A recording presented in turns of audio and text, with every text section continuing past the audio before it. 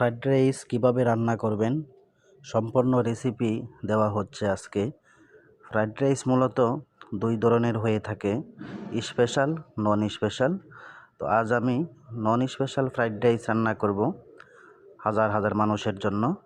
তো আপনারা দেখতে থাকেন ভিডিওটা, আমি কিভাবে ফ্রাইড রাইসগুলো রান্না করি। আমরা চিনি গুঁড়া চাউল দিয়ে ফ্রাইড রাইসগুলো বানাবো। প্রথমে আমরা চাউলগুলো আধা ঘন্টা পানিতে ভিজিয়ে রাখছি। তারপর চাউলগুলো বয়াল দেওয়ার পরে আমরা এগুলোরে ফ্রিজিং করতেছি নর্মাল ফ্রিজে। আমার এখানে চিলার আছে, তো চিলারে এই ফ্রাইড রাইসগুলো রাখছি ঠান্ডা হওয়ার জন্য। এইদিকে ডিম গুলিয়ে নিয়েছি। তারপর কড়াইয়ের ভিতরে হালকা পরিমাণ তেল দেওয়ার পরে রসুন কুচি দিয়ে দিচ্ছি কড়াইয়ের ভিতরে। দেখতে পাইতেছেন আপনারা কতগুলো কড়াইয়ের ভিতরে এই ফ্রাইড রাইসগুলো রান্না হবে। এখানে হাজার হাজার মানুষের জন্য ফ্রাইড রাইস করব আজকে। তো আমি নর্মালভাবে একদম সোজাভাবে এই ফ্রাইড রাইসগুলো আজকে বানাবো। তো রসুনগুলো ব্রাউন কালার আসার পরে এখানে ডিম দিয়ে দিচ্ছি। ফাটানো ডিম যেগুলো আছে ওগুলো ভালো করে ফেটে এখানে দিয়ে দিচ্ছি ডিম।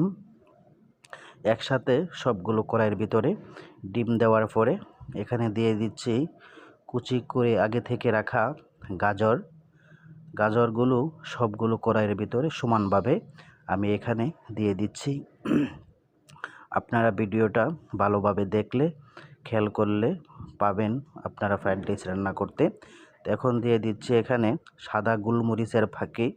এখানে অবশ্যই সাদা গোলমরিচের ফাঁকি দিতে হবে।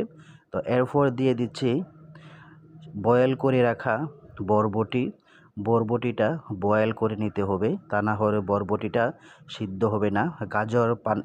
গাজর হচ্ছে আগুনের একটু তাপ লাগলেই সেটা সিদ্ধ হয়ে যায়, বরবটি কিন্তু সিদ্ধ হবে না। এর জন্য বরবটি আগে থেকে বয়েল করে রাখা হয়েছে। এখন এখানে পরিমাণ মতো আমি লবণ দিয়ে দিচ্ছি। এটা অনবরত নাড়তে হবে। এখানে লবণ দিয়ে দেওয়া হইল। তো সমানভাবে এখানে বরবটি দেওয়া কমপ্লিট করলাম। তো এখন এখানে রাইস দিয়ে দিব। রাইসগুলো অবশ্যই ঠান্ডা করতে হবে। গরম গরম যদি আপনি বানাইতে চান তাহলে এটা জোরে হবে না।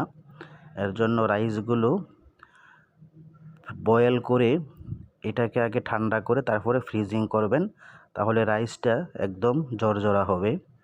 তো আমি এখানে রাইস দিয়ে দিলাম সমানভাবে। রাইসগুলো এখানে দিয়ে দেওয়া হইল। তো আর এইটাকে অনবরত